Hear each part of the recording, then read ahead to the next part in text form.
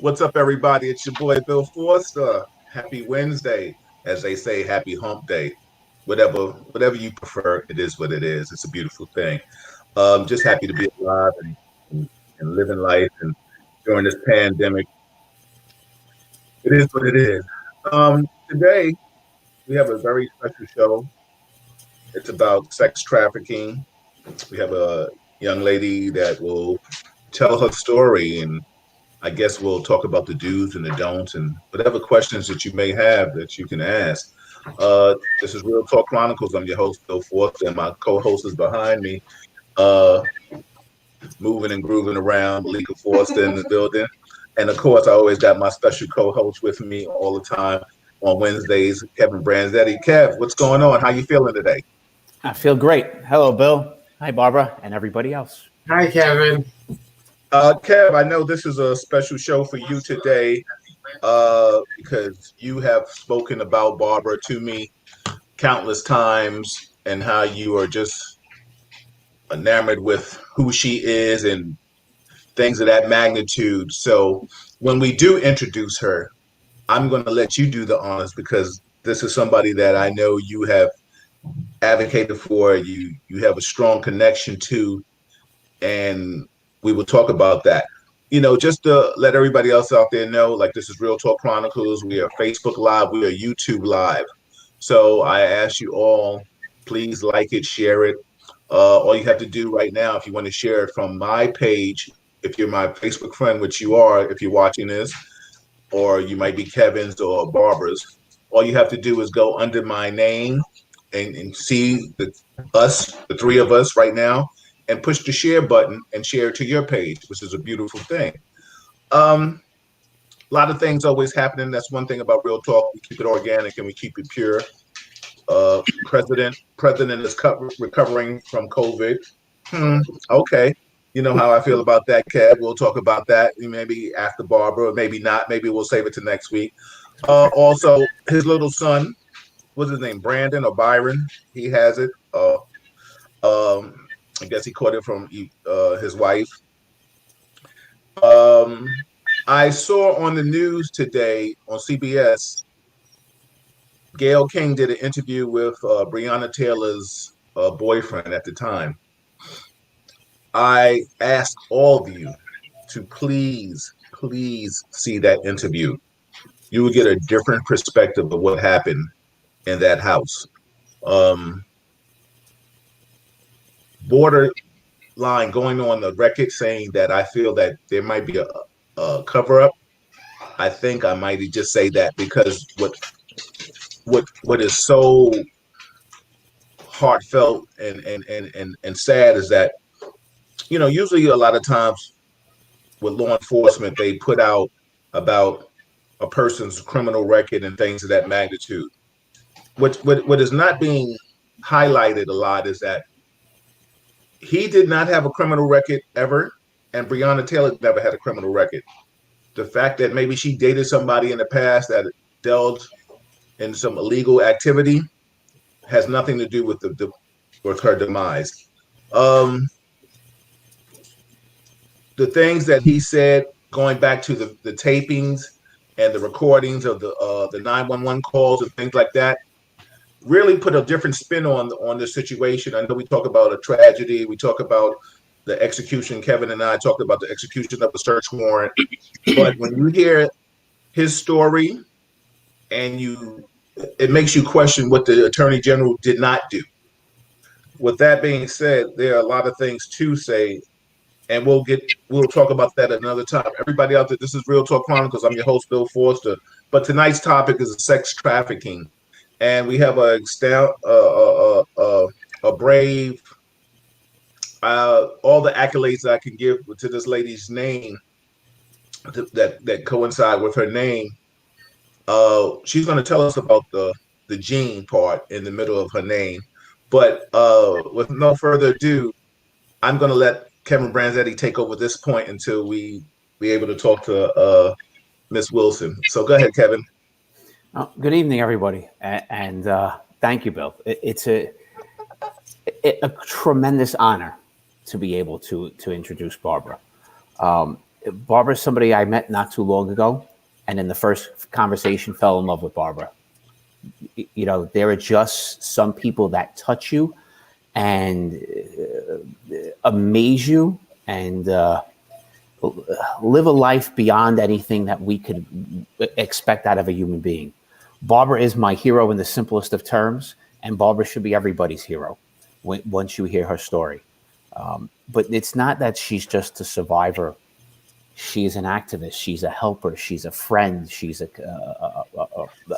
caring person. She is doing it all, to help anybody else in her shoes, to help teachers learn, to help cops learn, to help child services learn, to help government learn what's wrong.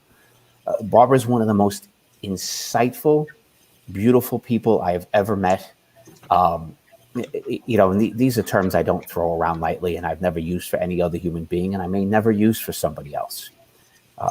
That is what Barbara did to me the first night I met her in conversation on a Zoom call, which was supposed to be a short call that lasted, an hour and a half, and it could have went on for 3 days.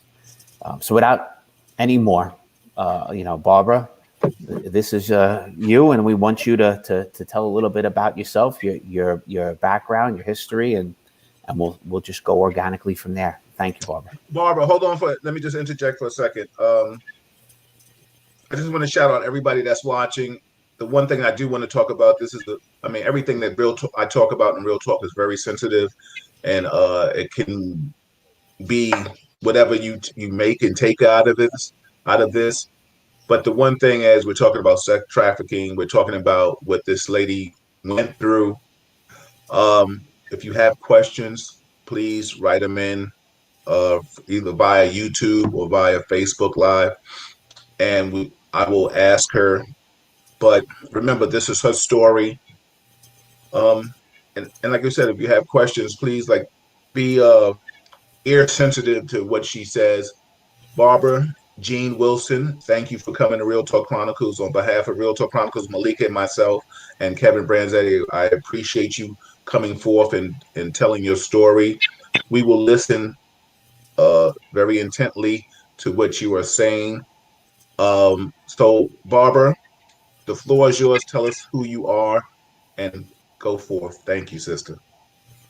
Thank you, Bill. Thank you, Kevin.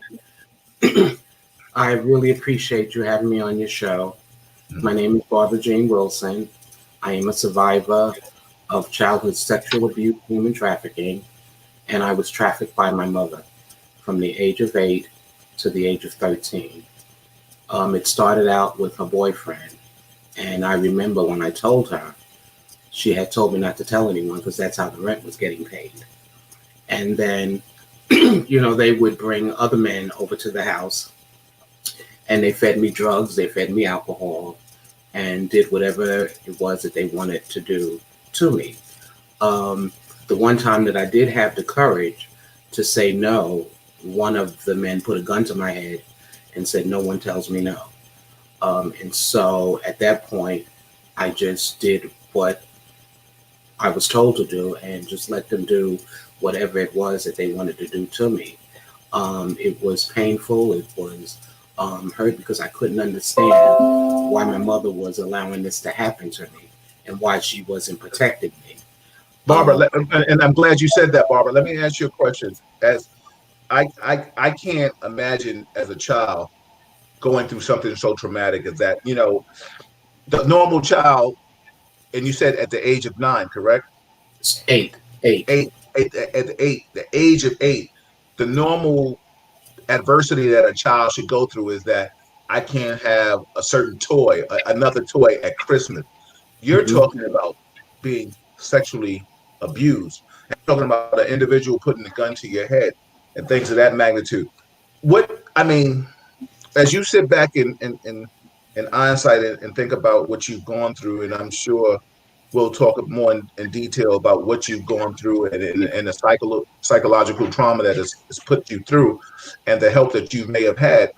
What do you think about what did that young girl mentality of wait a minute, this ain't normal at 8 years old? Elaborate on that, please, for me. Well, like I said, when it first happened, and my mother was the first person that I went to let her know what a boyfriend did, and for her to tell me, not to tell anyone, that's how the rent is getting paid. I knew it was wrong, and that's the very reason why I went to tell my mother. But to get her response back, for me not to say anything, that's how the rent was getting paid.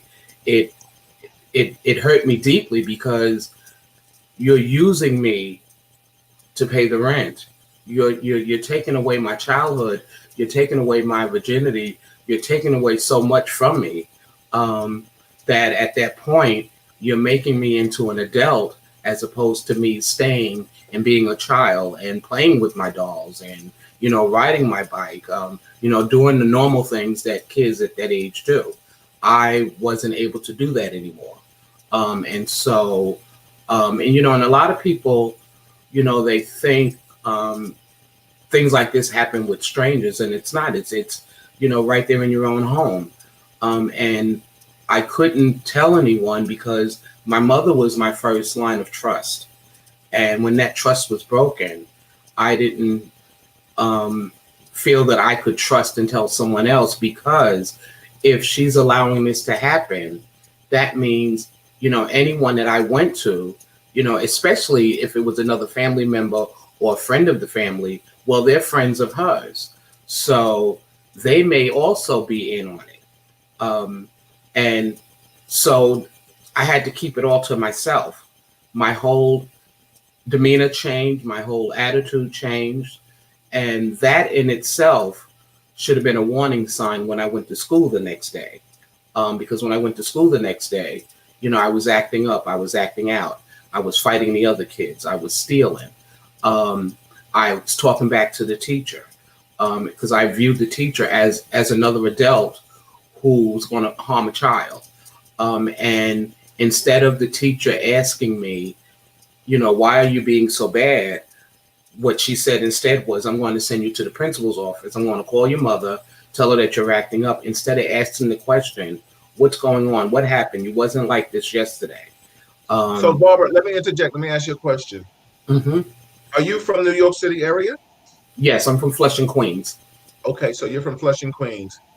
You can give me an age range of where you are right now, 40 to 50, 20 to 30. The reason why I'm asking, I'll tell you why I'm asking that. I actually just celebrated my 65th birthday, July 31st. 65th. Bless your heart, sister. Bless your heart.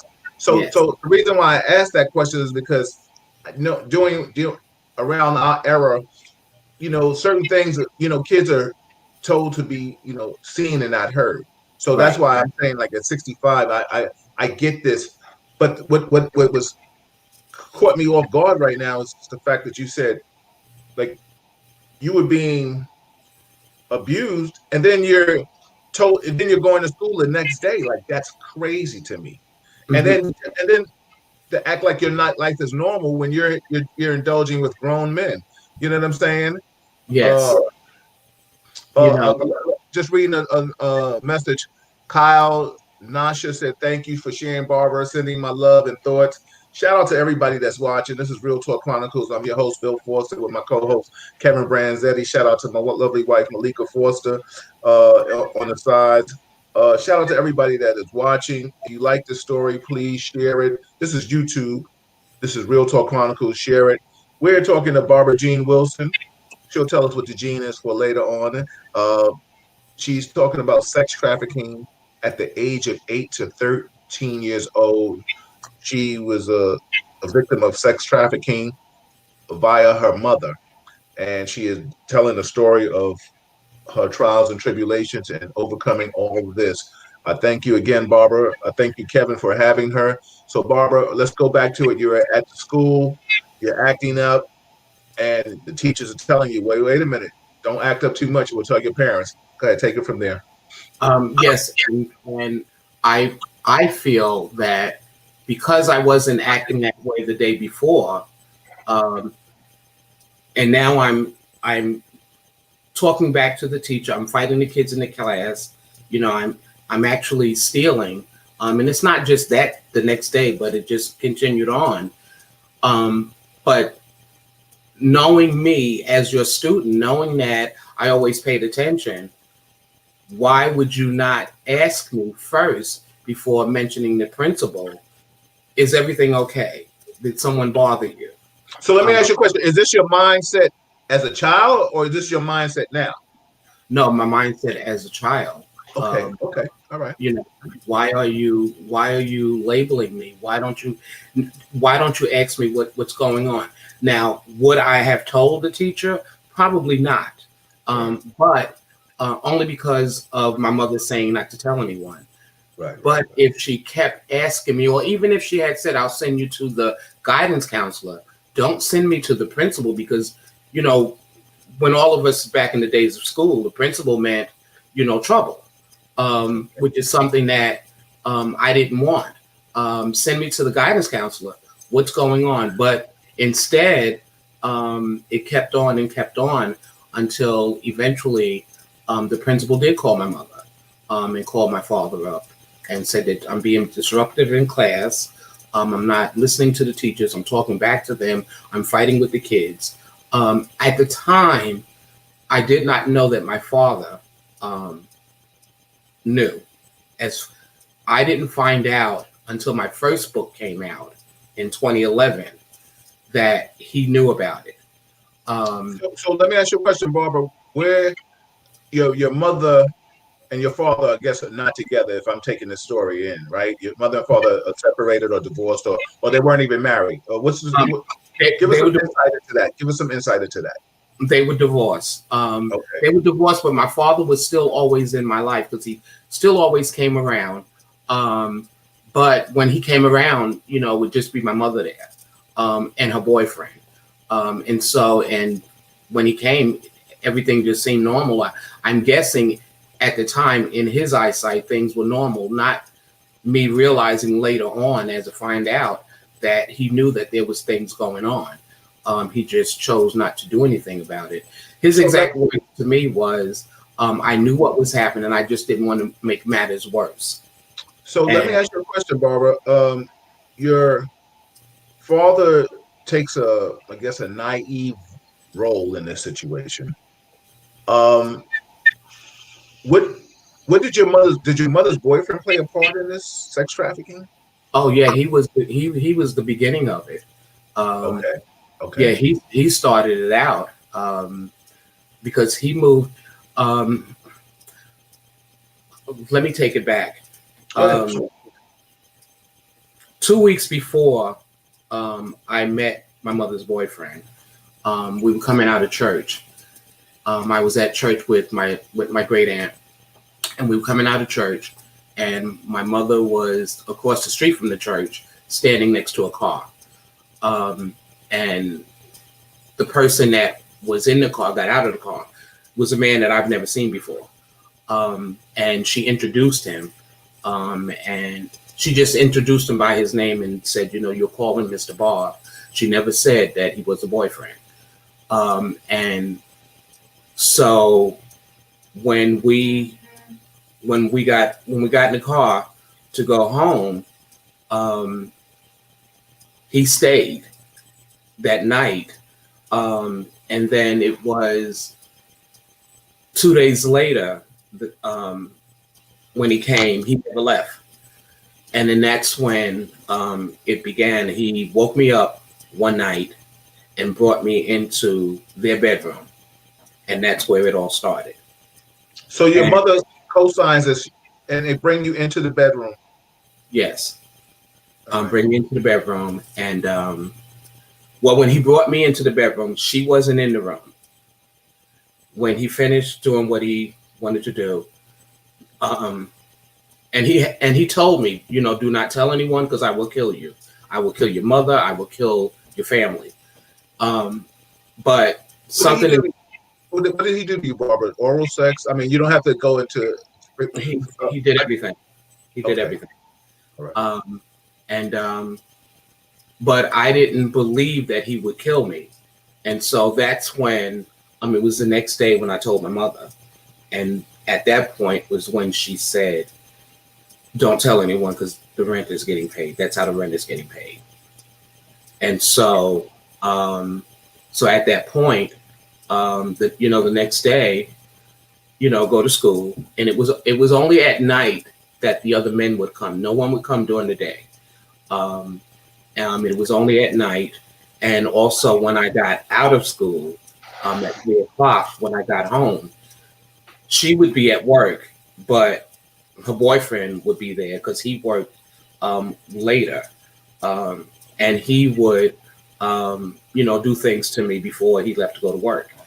And there came a point where I wouldn't even go straight home because I knew what was going to happen. Because I used to hate 3 o'clock when I was in school. I'd hate seeing 3 o'clock because I knew what I would have to face when I got home. And so what I would end up doing, I would either end up bringing someone home with me, which I wasn't allowed to, or I would just go later. And if I brought someone home or went later, then my mother would beat me with an extension cord. I told you not to bring anyone home. You're not supposed to have anybody in the house, and you're supposed to come straight home from school. So this was all of the things that I had to go through. This is what I was put through. And like I said, it went on until I was 13. And then, they started bringing the other men around. And they started. So Barbara, let me interject for a question for a second. So you're trying to bring somebody home to protect you. Yes. Maybe even unbeknown to you, or even knowingly, you're bringing another child home with you, and you come home, and your mother is annoyed with you. So did this happen every day, or is this was like maybe whenever the wind blew and whenever they wanted to do this, or like? No, this was every day. This was every day. Yeah, so it was every day. You were physically sexually assaulted every day from 8 to 13 years old? Wow. Yes, every day. The only time it didn't happen, usually on Saturdays, I would go and spend the night at my father's house with him and his wife, my stepmother. So that's probably the only time that I got, peace. Even the time that I ran away, and my mother, she came looking for me with the police. Most people see police officers as protectors. I saw the police officer as someone that paid my mother to do whatever he wanted to do with me. So I didn't see him as a protector. Let me ask you a question. Give me, if you, and I'm saying this, and you may not know, but I'm just saying, give me a rough estimate of how many men you think, besides your mother's boyfriend, and were there police officers at times you think involved in that? They could have been. They just wasn't in uniform. Right. But there were at least 7 or 8, and they, only because she came looking for me with the police officer, and the fact that I know, and the fact that I knew she was allowing this to happen. In my mind, she was bringing him not to look for me. Got you. But as if somebody else to be a part of the exactly. Okay. All right. So for me, he wasn't a protector. Right. I looked at him as another, and at the time, he literally could have been someone who I could have, open up and share. But I also think I probably wouldn't have shared, only because I wanted to protect my mother. It sounds crazy, but I love my mother dearly. She died in '93, and I forgave her, forgave the abuses, but wanted to protect her, because there came a point where he would beat on my mother, and in my mind, he would beat on her when I gave him a hard time. And so when you say gave him a hard time, what do you mean? I What would was a fight hard time? I would fight him, and I would throw things at him to keep him away from me.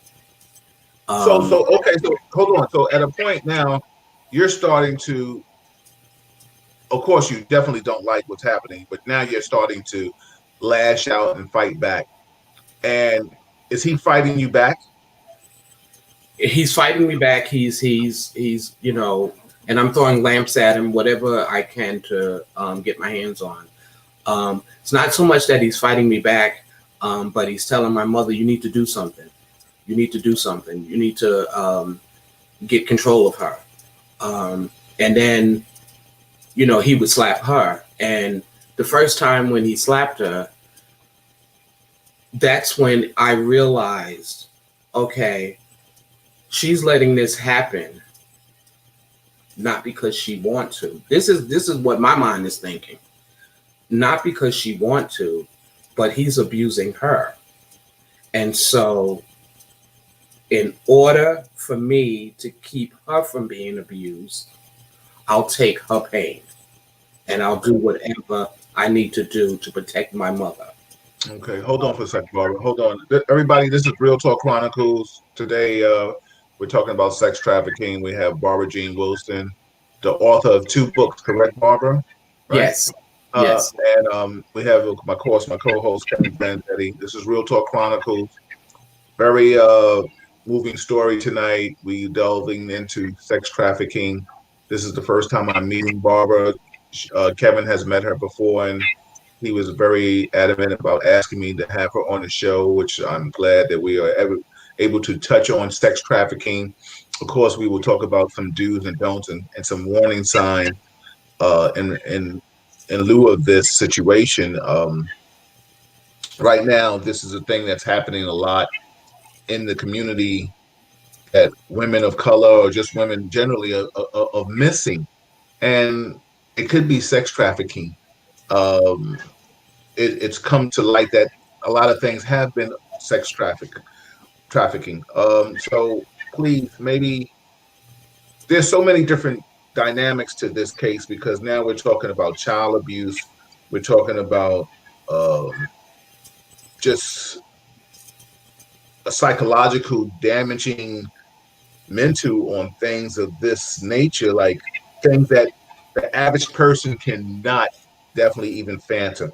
So, Barbara, I appreciate you for sharing your story, and I'm sure this is something that you've had to have, I'm assuming, a lot of therapy on. Is that true? Yes. Um, and also, it was God who got me through it all. It was God who got me through it all. Um, One of the things that I realized was 2 weeks before the abuse began, I was baptized. Um, and I didn't realize it at the time. It wasn't until after I wrote my first book that someone brought it to my attention. Do you realize that you got baptized 2 weeks before? So God knew what was going to happen, and God was preparing you. He was letting them touch your body, but not your soul. He was protecting your heart. He was protecting your mind. He wanted you to still have love and compassion and forgiveness for other people. And so it's only by the grace of God that I made it through all of that. Because, um, even when I got to a certain age and was thrown out of the house by my mother, in order for me to survive, I continued in the drugs, the alcohol, and just prostituting myself out there in order to survive and make money. And I became a young mother at 16, because eventually, before that happened, I got, kicked out of school because they sent me from one school to another school. And I don't know if you remember, back in the days, they had what they call 600 schools. That's where they would send kids that they looked at as being problem kids, kids that always got into trouble, kids that were unruly at home. And that's where I was sent. And again, no one bothered asking me, what is going on? What is the problem? Why are you doing this? I was never asked a question. I was always just being accused or being labeled or, by family members as well as,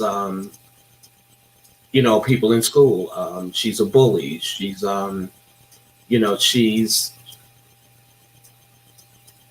she's just crazy. Um, so when you don't have anyone to run to, to share, it just takes you into a whole nother realm, a whole nother level. Because even when I was in school, and when the abuse was happening, and like I said, I hated 3 o'clock.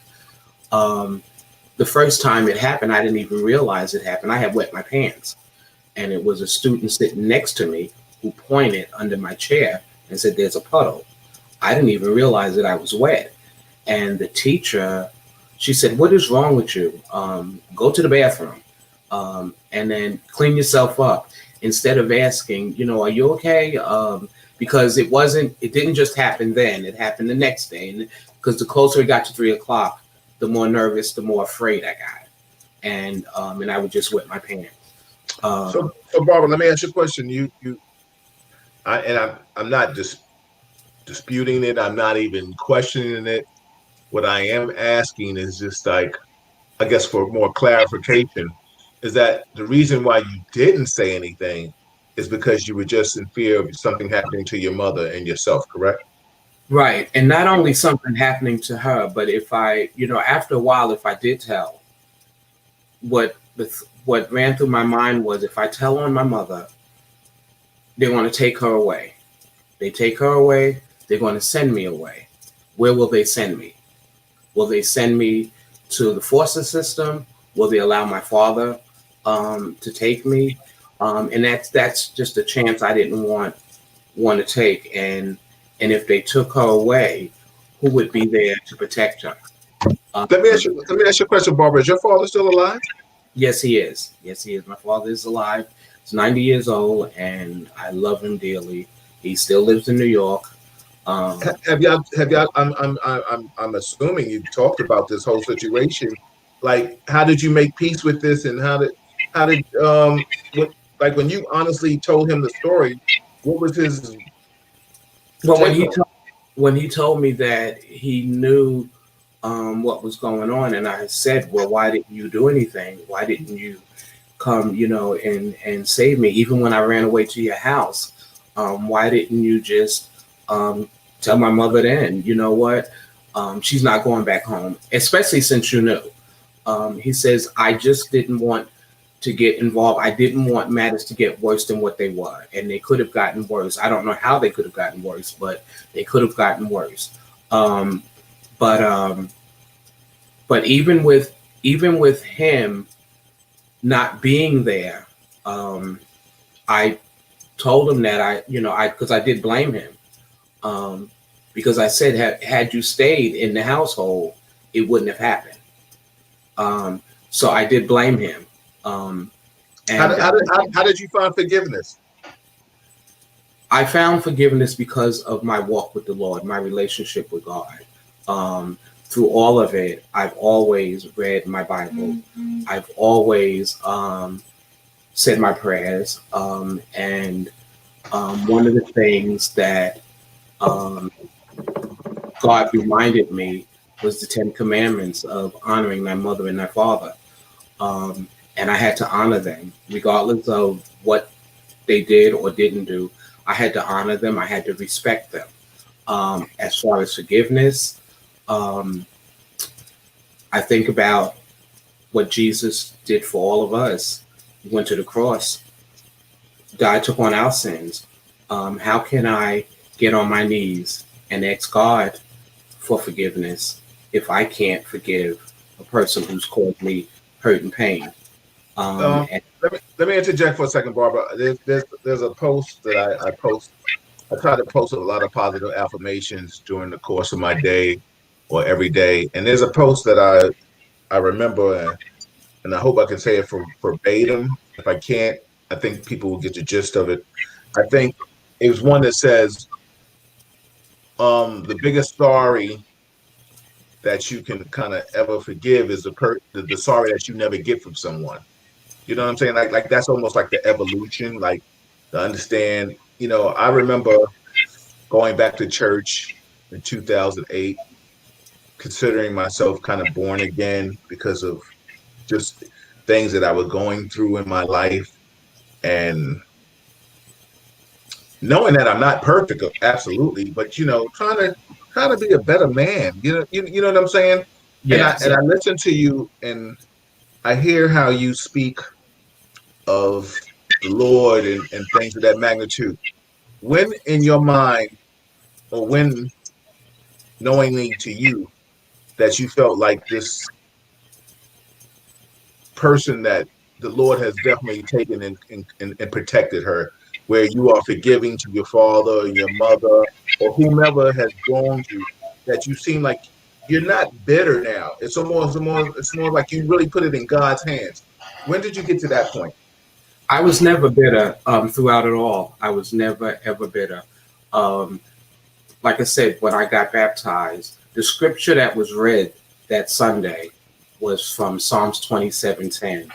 And it states, when your mother and father forsake you, the Lord will take you up. So God was telling me then that no matter what happens, I'm going to take you up. I'm going to protect you. So I never was bitter about what happened to me. At least, never bitter towards them. I just looked at them as, being my parents that I'm supposed to love, that I'm supposed to honor, and that I'm supposed to respect. Um, was I angry at God? Yes, I was, because He allowed it to happen, and so much was stolen from me. But I also had to, repent and ask God for forgiveness for me blaming Him. Um, So let me interject, Barbara, and I have a question too. So, and I'm just trying to find out just the person that I am, from the journalism, from the investigatory aspect of life, who I am, and the real talk aspect. Uh, I ask these questions never to be disrespectful, but just very inquisitive to get to a clarity. And this is Real Talk Chronicles, everybody out there. Right now, we're with Barbara Jean Wilson, a victim of sex trafficking from the age of 8 to 13. This is her story. She's the author of 2 books. My co-host Kevin Branzetti is with me in the building, and we're just talking about sex trafficking and listening to this story.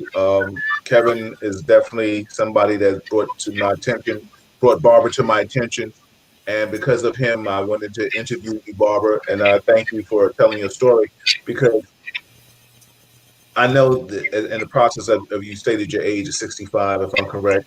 I'm sure that there's always a healing process, and it's yes, still a healing process, correct? But correct. the question that I have that came in from Kyle uh, via YouTube, he said, question. He said, I may have missed it, but how did you find a safe adult protected you trusted? What can you share with us to make ourselves become a safe person? I did. I'm happy. So glad I was able to read that without putting my glasses on. So go ahead, Barbara. Please enlighten us if you can. Um, I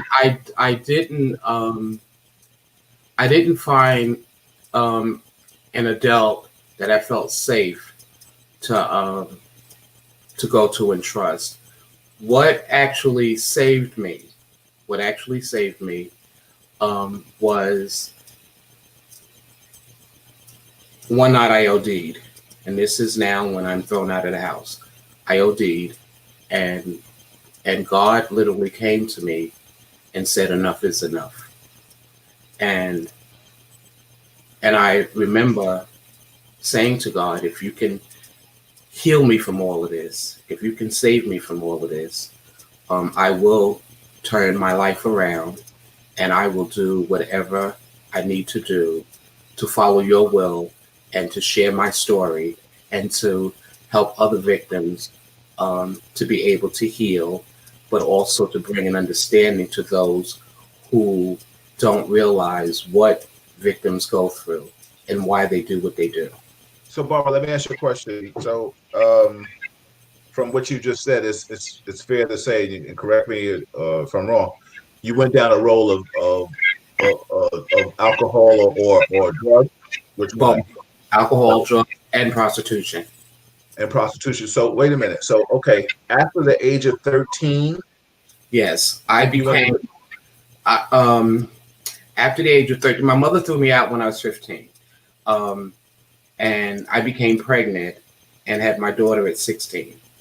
by And whom? not by the abusers, not by any of the abusers, Okay. because I've been asked that question a lot, and I can say no, wasn't by any of them. Um, she threw me out because after a while, I literally started fighting everybody, fighting even her, and um, so it was, enough is enough. You get your stuff and just get out. Um, and so in order for me to make it, that's what I was doing. Some, couple of friends of mine would let me, sleep in their room, or but wherever I could go, that's where I would go. How long did you prostitute, Barbara?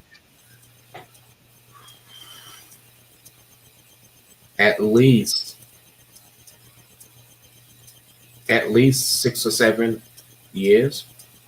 So we talk. Wow. Yes, So you're 7 years. talking about up to the age of 20 or 19. Yeah. So let me ask you a question. Um, and like I said, excuse me for being naive on this question, because I'm sure this might be a naive question. But at the age of 8, I mean, I'm sure for any pervert or anybody to mess with young women or boys any age is sick. But the fact of it is, at the age, were you pre-developed, or you were just like really a little girl? No, I was pre-developed. I was Okay. pre-developed. Okay. Because one of the things that um, they would say to me is, whenever they was doing whatever they were doing, it was like, this is going to make you more beautiful. This is going to make you um, more appealing, to other men. This is going to um, make you um, just so much more attractive than what you are. And these are the things that they would say to me.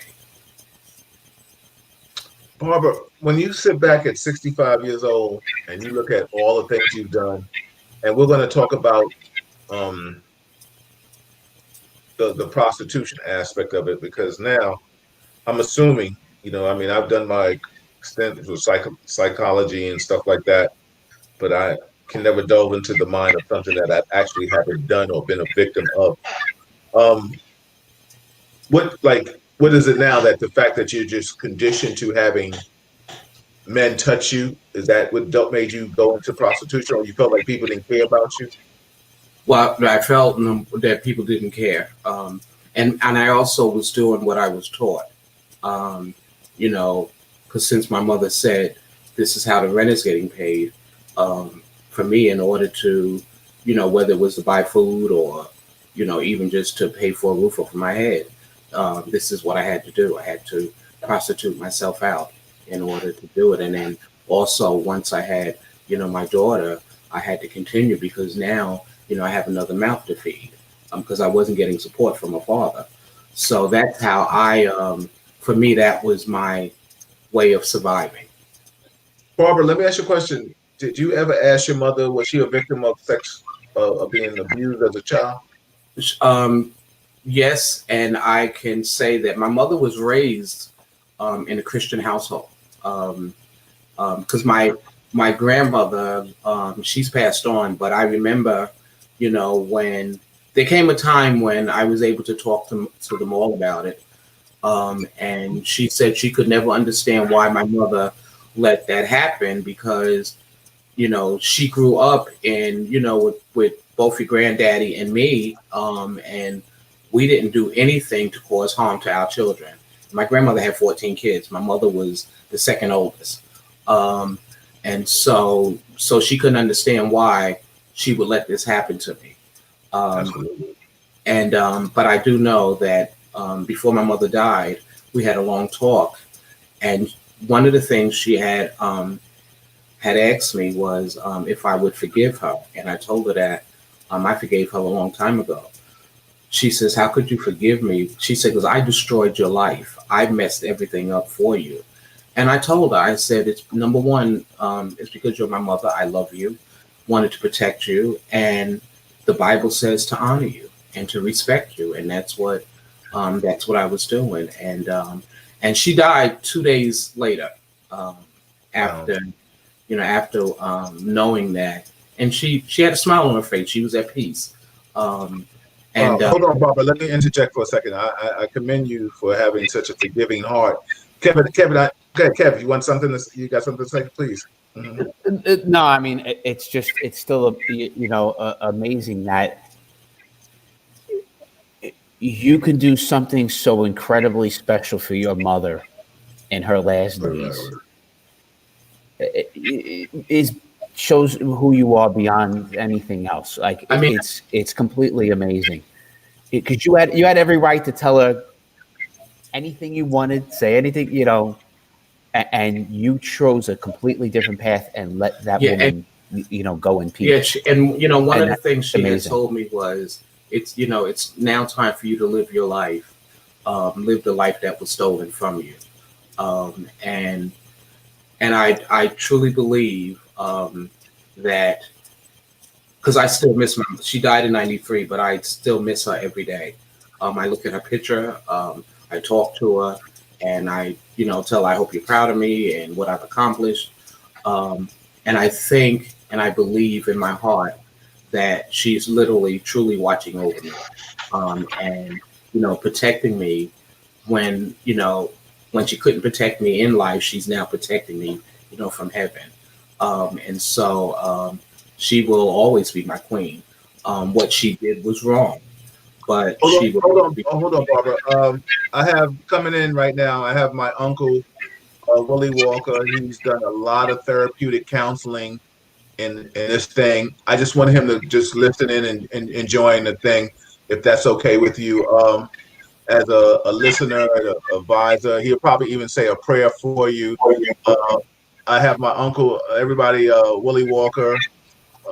Thank you, thank you for coming in. I know you started chiming in and you heard the story, and I figured that this was something that might be right up your alley that you might want to delve into, even from a prayer standpoint or just a counseling standpoint, because I know you've done so much about that. And maybe you could just chime in on what you've done and things like this for people who have gone through domestic violence or sexual abuse or things like this. Yeah. Whatever you need. I was a long time with domestic legal services with domestic violence against women. And I was with the mayor's task force before with domestic violence, serious business and debilitating in a lot of ways. So I will be here listening. And if you need me to say something, I will. Thank you. I appreciate that. I just want to, Barb, everybody, this is Real Talk Chronicles. I'm your host, Bill Forster. I have my co-host, Kevin Branzetti, in the building. I have my uncle, Willie Walker, in the building.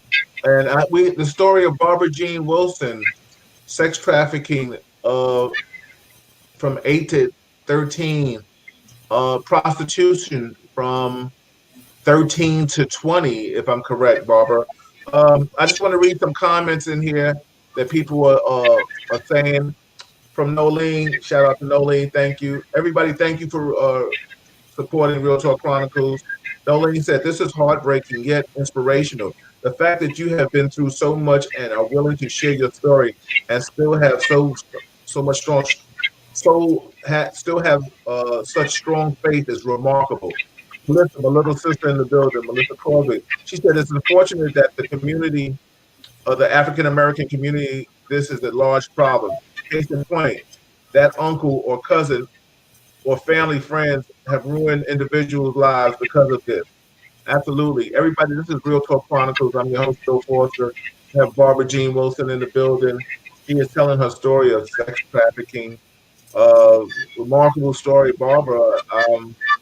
I'm so glad that you were able to share the story. I'm sure Kevin knows you well enough to know that this is something that you do. Kev, if you want to give some insight on how did you meet Barbara, Kevin? Well, so give it a quick story.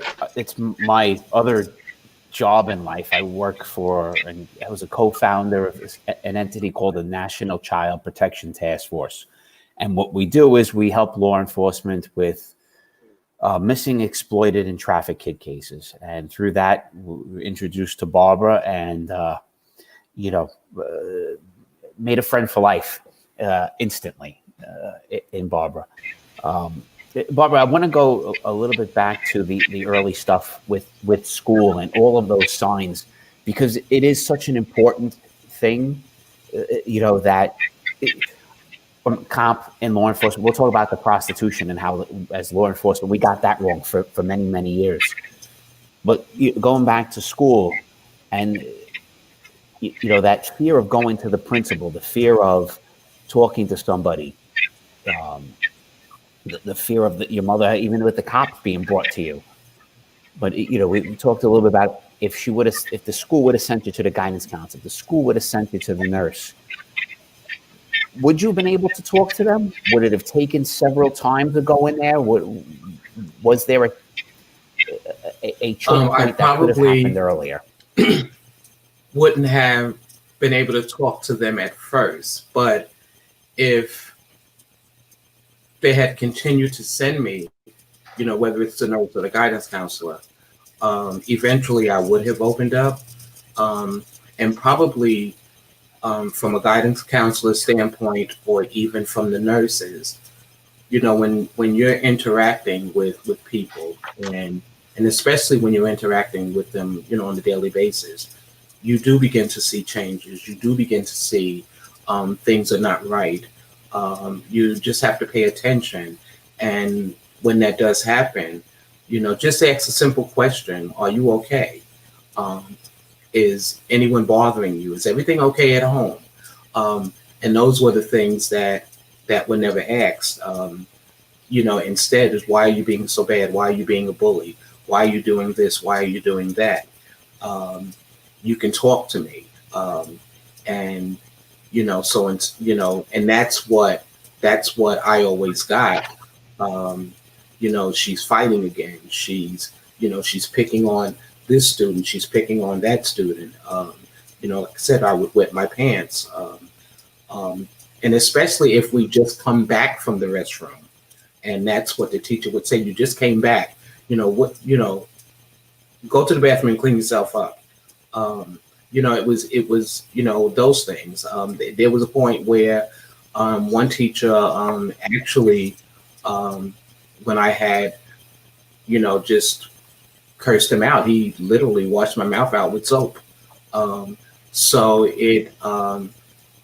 abuse at home, abuse at school, and no one taking the time to find out this child, as young as she is, why is she acting out? Wow. Oh, wow. Barbara, let me just interject for a minute. Everybody, this is Real Talk Chronicles. I'm your host, Bill Foster. I have Barbara Jean Wilson in the building. She is telling us her story about sex trafficking and what it is like to be abused and then into prostitution. I have my co-host with me, Kevin Branzetti. I have my uncle in the building, Willie Walker, and also chiming in, showing love and support is Allison Williams, another member. She is one of the original members of the Real Talk Chronicles, and we have a show coming up the second Monday of every month where we would talk about stuff like this. And I'm sure, Allie, you and I will talk about this. Shout out to everybody that's watching. If you like this story, and when I'm not saying a story like Real Talk Chronicles, please share it. I want to ask you a question. For all the people that you've dealt with in your life, in regards to this field of abuse and things like that. Just give us some insight about what you've heard and some warning signs that people need to be aware of, please. You know, listening to Barbara and have Okay. that have been abused, and as a young person, when she report things like that to the school, it's a fear that it has to come back to her family. Where's she going to go, and who's going to take care of her after she's been abused there? So some of the fears that in things that she did in acting out, it was to get attention, to call attention to uh, someone to listen to her or to see her or just to know that something is different with her that shouldn't be. Not that she's a bad child. And young people are labeled as bad. They're not bad. They're problems. And we don't look at the problems that young people have. We don't delve into that as much as we should. Find out what's causing this. Why are you acting this way? You know, what is happening with you? And a lot of times it's happening at home. And it's happening with people that it should never happen with, because it's happening with her protectors, people that should protect her. And it gives her a sense of hopelessness that where do I go from here? If I can't get secure at home, and if I can't be protected at home, who's going to protect me? So this is, it's happening every day, and it's happening. And so often, Bill, that people are quarantined at home. And talking with NYPD, we understand that domestic violence has increased so much because of the quarantine at home. And what we're finding is that people are afraid to report it because they don't want police coming into their home. Yes. Because they're not sure that the person that they report that abusing them will be alive the next day. So it's sort of a catch-22 where you're with your abuser, you're stuck with your abuser, and you can't do anything about it. And it's just not the mother that's stuck, it's the children that's stuck. And we as men have to look at other men and counsel that. And sometimes as not a man, and frustration with a woman that really have to take care of a family, and she doesn't have the resources to do that. We don't have therapists coming to talk to us like we should. We don't have that freedom to go and talk to therapists. We don't always know that we can. Plus, Black people, we're private. And we don't always let people into our lives. And the very people that can help us, when we let them in, we don't do that. So just some of the things I wanted to throw out, but you know, you could tell me if you think I'm on the right track, because I deal with this a lot. How are you doing, and how are you? Barbara, elaborate on what my uncle spoke of, and then Kevin, if you want to chime in after, please go ahead. Go ahead, Barbara. Uncle Willie is right on point. Everything that he said, I agree 100%. In my case, it was my mother who broke my trust. So I wouldn't trust anyone else. You know, she brought me into the world. Why would she cause me harm? And you all, you know, especially in the Black family, you've told what goes on in the house stays in the house. Actually. You know, so you don't, you know, that's another reason why, you know, people don't tell what's going on. And then for me to leave home, going to school, acting out,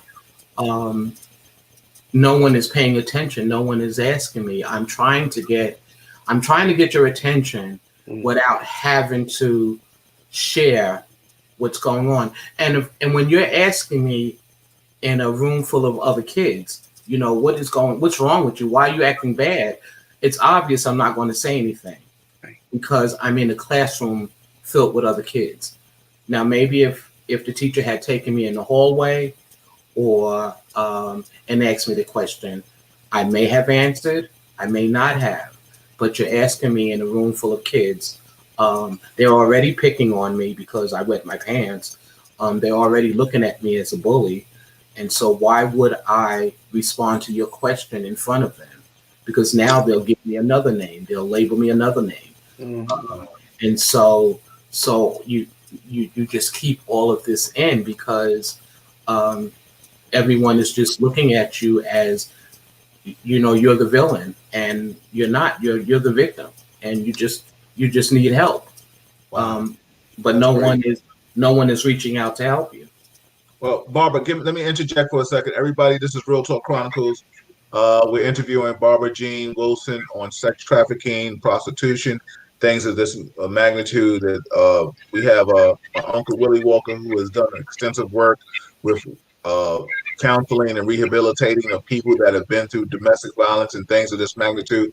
I have my partner in crime, Kevin Branzetti, sitting in with me. Kevin, I want to ask you a question, and maybe you give us some insight from a legal aspect. What are the procedures when somebody finds out about maybe child abuse? What are the protocols? What are the steps? You can give us some insight on that, from that view. Take us there. Was getting a lot of background noise. I think when Barbara's on, we get a lot of extra background noise. So I missed part of that, Bill. So basically, what I was asking is, give us some insight from a law enforcement aspect, from being a supervisor. If you're called to a case where there's speculation of child abuse, sexual misconduct of a youth, of a minor, give us some insight. What are the A to Z's on this? Oh, well, these things. I mean, this is the easy stuff nowadays. I mean, it's not easy because of what the subject is, but we've gotten this right? Like we're bringing in child services, we're bringing the kid to the hospital. We're pulling out everybody we can, and the goal is to have one conversation with the kid to go through this. Have one person focused on talking, and we're gonna do our best to get things right. There are other aspects of law enforcement which will go in a little later. Right, we need to work on a little bit better. The noticing things of going on wrong, and maybe something like in Barbara's life. I wonder how many times cops came to the house for a domestic violence call, and we might have missed what was actually going on in that house.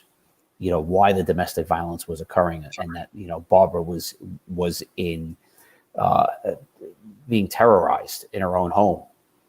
Maybe there's things we could be looking at and asking different questions, and our follow-ups with going back to these houses to make sure what's going on and those kids are safe, kind of thing. But when we know out and out, like we're told this kid was abused, that part law enforcement has it down pat.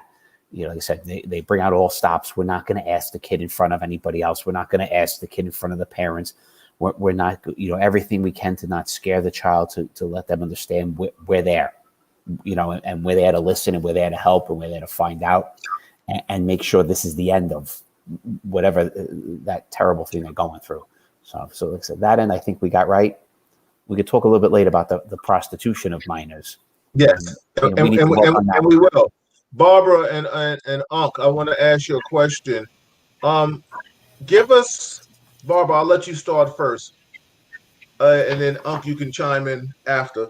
Give us the signs for people out there that are listening, because we have a lot of people that are teachers. There are a lot of people that are agents of the law or things of that magnitude. Give us the signs that somebody should be like, there's something might be going on in this child's life that I need to indulge a little deeper, or I should maybe give some notifications to certain people that can dig deeper into this situation. So, Barbara, give us some signs, and Unc chime in after her, please. Go ahead, Barbara. There's several signs that you should look for. The whole personality change in a child, them not wanting to be around a certain group of people, not wanting anyone to touch them. Even if they're watching television and something comes on that's not right, you will see it in their reaction. Not wanting to, at one point, and especially if it's a family member, at one point, there was an uncle who was a favorite uncle. He's no longer a favorite uncle. why isn't he a favorite uncle? Or, if you're going to the family is having a gathering, why is it, you don't want to go? Why is it you always pretend like you're sick? You know, these are the things that you look for. Also in how they dress. At one point, they may have been wearing close-fitting clothes, and now they're wearing loose clothes because they don't want anyone to see them. They don't want anyone to have it go through their mind of what can be done to them. Um, how they approach, other kids. Are they approaching them friendly, or are they approaching them because they want to bully them? Because I was labeled a bully because I was picking on the kids in class, and that now when I look at it, it was correct to call me a bully. And one of the things that people need to understand and realize is, kids that are bullying now, they're bullying because they're trying to get someone's attention. Something is going on, because they're hurting. They're in a lot of pain, because they know that when they leave that building, they're going back to the danger zone. Kids that run away from home and you bring them back and they run away again, and you bring them back and they run away again, you're not asking them, why do you keep running away from home? You just keep bringing them back. And so those are the different things that you need to look for, and just need to be aware of. Thank you, Barbara. I appreciate it. Everybody, this is Real Talk Chronicles. I'm your host, Bill Forster. I have Barbara Jean Wilson talking about sex trafficking, prostitution. I have Kevin Branzetti, my co-host. I have my uncle in the building, who's worked extensively in this field of counseling people who have been abused or domestic violence. Shout out to Tanya Branch. I see you. She said, "Hey, Barbara." She says, I see you."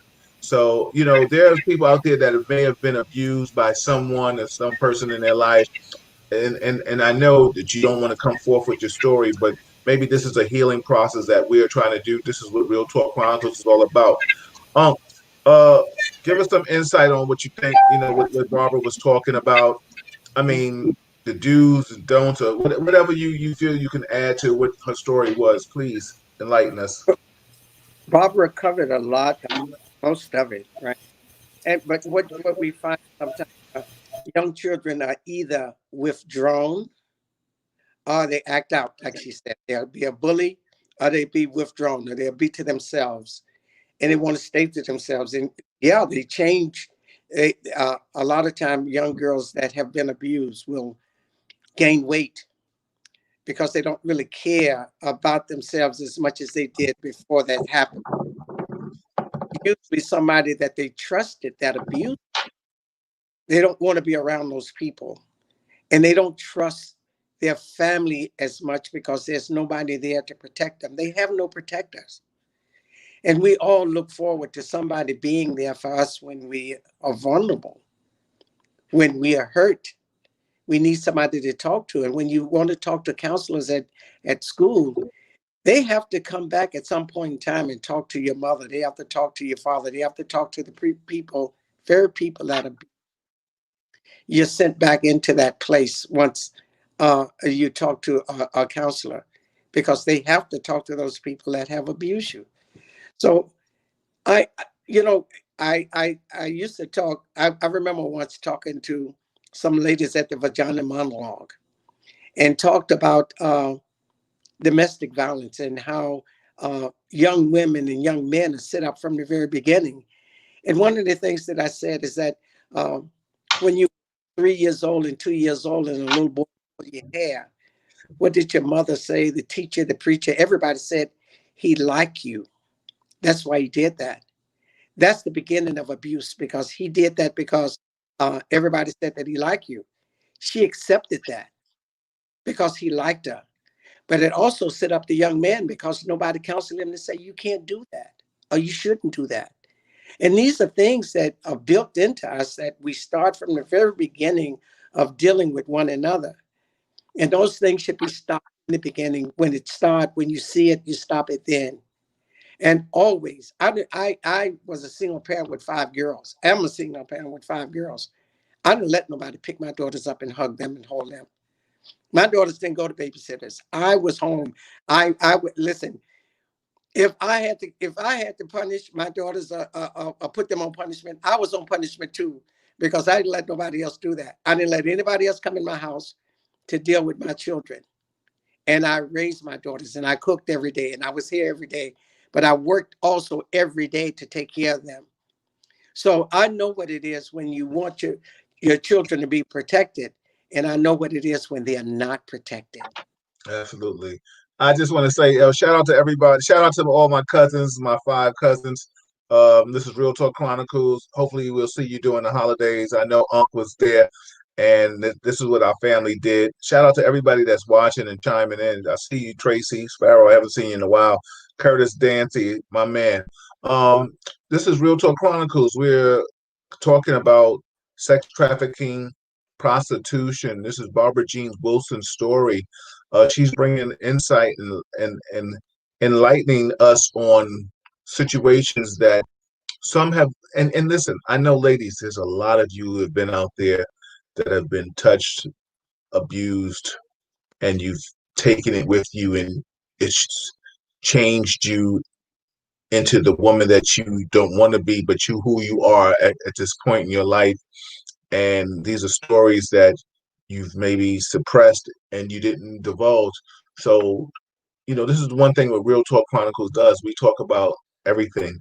And tonight, Barbara Jean Wilson is sharing her story. Thank you, Kevin Branzetti, for. Go ahead, Kevin. Hold on, I'm gonna bring you in. Thank you, Kevin Branzetti, for bringing Barbara Jean to the story. And go ahead, please. So I wanted to throw Barbara went into signs and things to look for. There's also signs and things to look for with your own kids, with protecting them from people they fear. And I'm going to give you my own personal, story. Trust your kids' instincts. Luckily my instincts worked, and my parents didn't push me with something, and I was wound up on the right side of a story. When I was, I don't know, kindergarten, first grade, young, just quick about me at that age. I was the type of kid who listened to everything my parents told me, did not backtalk whatsoever. We were at an uncle's house, 4th of July weekend, doing fireworks outside. I wasn't feeling good. My uncle wanted to check me with a stethoscope. It's not a doctor. Yeah, Bill, your head already went. Yeah, exactly. And I said, no, I wouldn't let the man touch me. And, and initially my parents were like, well, then, you don't let them, we're not letting you outside for the fireworks. Still, no, ain't letting the guy touch me. Right?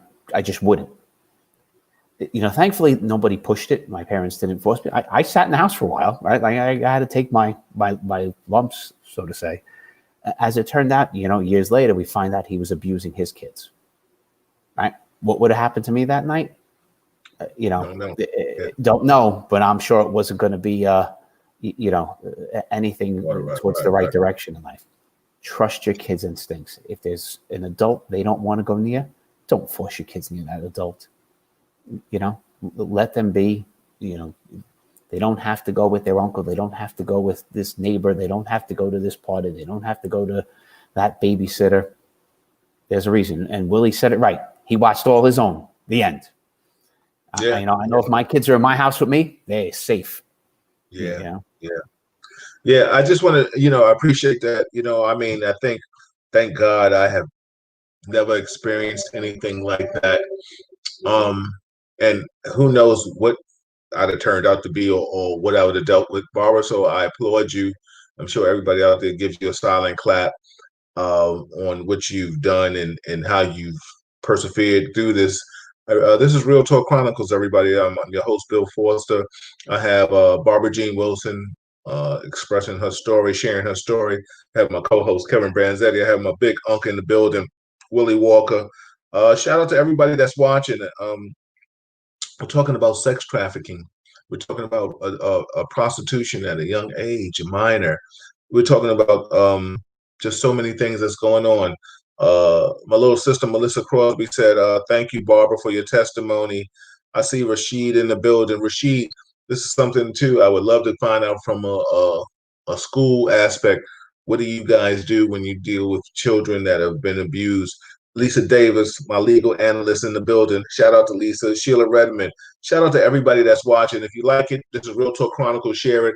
I got some good information today. Some people was reaching out to me, just telling me how much they appreciate what I'm doing and how I'm doing it. Thank you for the people that are in the group. Thank you for all the people that are ghost watching. I appreciate you all the time because, live stream doesn't lie and all the things. So, Barbara, I want to ask you a question. Let's delve into the prostitutional aspect. How did you eventually get out of that that point of now you just have all these different men or whomever, or was it one man or was it different men? Like you said, it was about paying the rent. How did you eventually deal with that, and then how did you end up coming out of that? And I'll let you go. Go ahead, Barbara. It was different men, and how I came out of it, how I came out of all of it, was when I OD'd, and when God told me enough was enough, and that's when my life changed, and I thought about my daughter and what I needed to do in order to protect her. The one blessing out of that was that there was a couple who were actually friends of the family, and they at one point came and took my daughter, and they said, "We're not taking her from you. You don't have to sign any papers, but we're just taking her to help you." And by them taking her, it just took me deeper into what I was doing. And it wasn't until I OD'd is when I stopped everything. I stopped the drugs, I stopped the alcohol, stopped the prostituting, and I eventually, went back to school, night school. So that what did you OD on, Barbara? Well, at the time I was doing crack, cocaine, pills, but in this particular case, it was crack, and because I had mixed the crack with the cocaine, and I was smoking it, and that's what did it. Was alcohol involved in your life too? Yes. Well, my mother who was the first one who gave me the alcohol. Well, not only gave me the alcohol, but I realized later that she was actually trying to kill me, because she gave me it was gin. It was a gallon of gin and some quinine pills. Because, like I said, that's when I really started fighting to protect myself, to not let any of this happen anymore. So it was different forms of alcohol that they fed me, as far, and even with the drugs, it was marijuana, it was cocaine, it was pills that they would feed me with, and to make me drowsy. Now, hold on, Barbara. I want to bring in my uncle and Kevin in on this. Shout out to Kyle. Thank you for Real Talk Chronicles. First time listener, but definitely something I can't wait to listen to more. Thank you, Barbara, for sharing your story. You are a beautiful soul. Thank you, Kyle. I appreciate that. Subscribe to us. This is Real Talk Chronicles. Let me tell you something. There's a lot of people out here talking, but they ain't talking real like we are.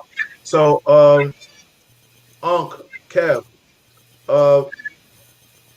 give me some insight into first, I'll go to my uncle on this, and then Kev, you follow up. Barbara, I'm going to mute you because I know we got some feedback, but I know you're still here. So basically, Unc, talk about this aspect of the game where people are now indulging children into drugs and alcohol. Like, what is this really doing? They're just trying to like dumb down the child, or just pacify, like what are they trying to do when they give drugs and alcohol to a child? And then Kev, come from the You mean, legal aspect of it. Go ahead. Mhm. you mean parents? Are you talking about parents or just average people? Whomever is dealing with people that are just abusing children or things like that, because I know eventually we go into drugs and alcohol as a vice Right. after being, I guess, abused. So I mean, maybe you can touch on any aspect of this, whatever way you deem fit, please. Right. Well, you know, if people, adults that giving children alcohol, make them vulnerable. Giving them weed because that's today that's social drug is reefer. You know, and you find adults that smoking, giving it to their children or giving it to young people because they're passing it on, and they're doing what they did with adults. So they're not thinking about, well, this is a young person. A lot of times they do that because men want to get to young women. Yeah. And Yeah. And how do you get to them is that you put them in a position that they're high, or you And put them vulnerable, yes. they're not used to being in. And when you start giving them heavy drugs, you're getting them addicted. I I grew up in a family where in Birmingham, Alabama, my mother died when I was 10, and my father was an abusive alcoholic. And I broke that cycle. You know what, Bill, I drink champagne, but we drink beer, but I Yeah. have all the alcohol in my home that you could have, but it's for other people. Yes. Yeah. Yeah. We have to learn as adults that whatever we want to do as adults, we're free thinking, we can do that as an adult, but we can't do that to children. We can't do that to young people, and we can't put them in a position where we have the power, we have the strength, and we have everything that they need. So why put them in a position that they're going to be harmed for the rest of their life? And especially when we do that with young women. And today, it's just not young women, because men assaulting boys, and they're not making it. It's just not the women. It's young men that's being assaulted as much as they are young girls. So the society today, there are no stopgap measures to say this is wrong anymore. Absolutely. We start, Absolutely. we start losing sight of what Christianity is about, and what we were always taught years ago, that we have a God, we have a Savior, and we have prayer. We don't have that anymore. So today, Bill, everything goes, and when everything goes, most people get hurt, especially. Awesome. Thank you, Uncle. I appreciate you. Kev, give us your insight, your take on it. Uh, touch us, touch it, unmute yourself, Kev, and let us know what do you think, and give us some insight from a legal aspect of this too. I mean, the legal aspect's simple, right? You're giving a kid drugs, you're giving a kid alcohol, you're Right. going to jail, right? We can lock you up for that. That's crystal clear. I don't think anybody would argue that. And if I would like to say the overwhelming majority of us, if we saw that going on in our family lives, in our cousin's house, friend's house, we would put an end to it. I would hope. Where it becomes more dangerous and things out there, it's the teenage girls, it's the younger girls, and as you start to hit that age where you're hanging out with friends and going out to bars, there's the slipping of pills into women's drinks. This was when look, the whole group of us we're a little bit different in age, but when we grew up, getting drugs like that was a very difficult thing. Today, I could buy that on the internet, and I could have it at my house in a week. And anybody can buy it, and it's anonymous, and it's quite hard for us in law enforcement to track. So now a guy who never had access to it before can easily have access to those kinds of drugs. So for the older women hanging out with their high school friends, and for ones who are starting to hit that bar scene, there is a real danger out there. And I don't think if you grab anybody who's at the age of 22, they'll all know somebody who had their drink spiked. That's how much it goes out there, and how far and wide it's spread. You got to watch your stuff. You trust nobody. As You don't they need used to to drink say, with Kev, anybody. back in the You don't day, let a it's like guy buy Slippy you a and drink. Mickey, right? Exactly. Yeah. Yeah, you don't let a man buy you a drink unless it's coming directly from the bartender, right? Like that's it. The guy doesn't give you a drink. I don't care how long you known him. I don't care anything. You just don't know. And if your friend is insulted, So, tell him to get over it, Exactly. or they You ain't know, your friend anymore. Kevin, I mean, this is crazy. Go ahead. You want to say I, something? Sure, please. when and Barbara, when my daughter started drinking, I built a bar. I asked Bill. I changed my basement. I framed it out. I put a bar. I put a bathroom. I put a waterfall. I mean, I built a bar because my daughters started to drink. And I wanted them to have a place that if they had their friends and they were 20, 21, but you know what? They had it at home, right, Bill? So when they got older and they left home, I turned it into a man cave. Yeah, exactly. But So like that's nobody, when they drink, it was private. It was at their home. Nobody could slip them anything or give them something that they shouldn't have, other than the drink that they want. yeah, definitely. This is everybody. Just shout out to all that's chiming in. I'm just going to mute everybody real quick. Or mute yourselves. I got you, Barbara. This is Real Talk Chronicles. I'm your host, Bill Foster. If you like what you're hearing, share it, subscribe it to you. It's on YouTube. Subscribe to it, please, so you can get the notifications. Share it with somebody. Let me tell you something. It's all about trying to give some positive or just information to your ear, because a lot of times we hear a lot of nonsense. So I'm just giving you the real of the real. Right now, tonight, everybody, I have Barbara Jean Wilson in the building. She is talking about her lives and uh, uh, her lives and just things that she's gone through um, in regards to sex trafficking and child abuse. Let's put that in the universe, and let's talk about prostitution and drug abuse, and just from a whole psychological aspect of that. Um, I have my co-host Kevin Branzetti, who brought Barbara to me. Thank you, Kevin, or definitely for being in the building. I have my uncle, who is Willie Walker, who's been an advocate for domestic violence and things of that magnitude, and he's been on the forefront for years. He's talked to me about it, and I've seen him set up people for for venues that come to some healing aspect. Shout out to everybody that's listening. This is Real Talk Chronicles. I ask you to share it, like it. Melissa, my little sister said, Melissa, I'm gonna have to get you on one of the shows. Just whenever we're talking, I gotta get sad. I gotta get a lot of people back. Shout out to Sensei Mo in the building, Bernadette. I see you uptown. Exactly. Vote, vote, vote. Melissa says some do it for acceptance of the child, some to keep their kids with them and to feel the friendship bond. Some for control. A lot of exactly. Barbara, let me ask you a question, and I want to get into the we talked about the prostitution. You said, because of God, you're God-fearing woman, you were able to forgive.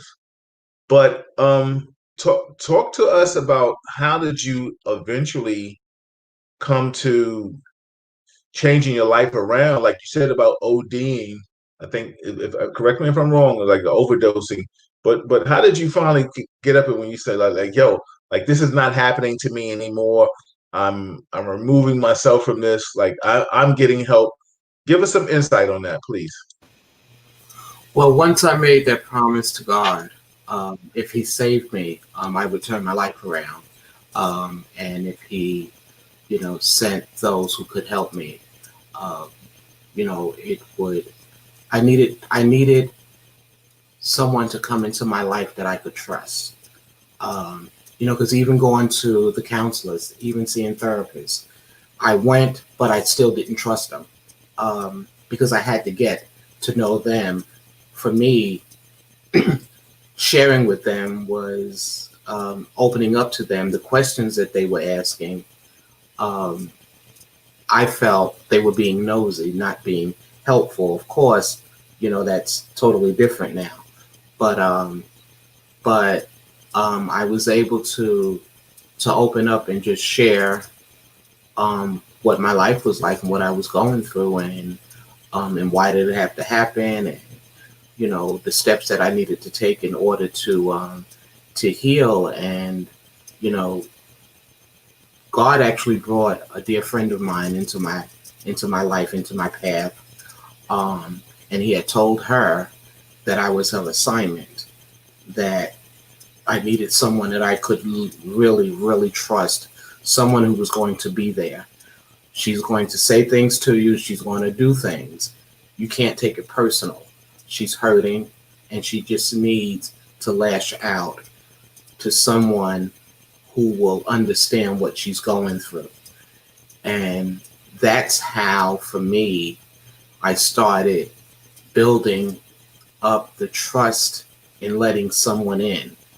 Because the things that I said to her, I never put my hands on her, but the things that would come out of my mouth, she just kept coming back. She just kept coming back. She just kept coming back. And then I think the last time she came back, it struck me that no matter what I said to her, she never argued with me. She never walked away. She just kept coming back. And so I was like, okay, maybe I can trust her and share a little bit about what's happening with me, what's going on with me. Because there were people who came into my life, into my path, but the minute that I would go off on someone, they would walk away. It's like, what is wrong with her? And a lot of that had to do with what was being said by them.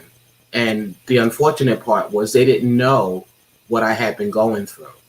And so in my mind is like, how can you put someone down? How can you talk about this prostitute? How can you talk about this person? How can you talk about when you don't even know what they're going through? But I couldn't tell them that, because telling them that would be telling on me. And so a lot of people just walked away from me. But this one young lady, she actually stayed with me, and we've been friends now for almost close to 50 years. She said, I knew that there was something wrong, and I knew that, when you were ready to talk about it, you would. There's still a lot of things that she didn't learn about me until she read my book. And when she read my book, she's like, wow, why didn't you tell me, a lot of these things? I said, because even though I trust you, I didn't trust you to share. Bill, you're speaking, but you're mute. I was just trying to make sure I was clear and make sure you have all the form. Do you? I appreciate your story. Do you go to a therapist now? No, I don't. No, I don't. Okay. All right. I just, between, speaking with my pastor, or just staying in my word, and God has placed so many magnificent people in my path that, I can talk to or share. But I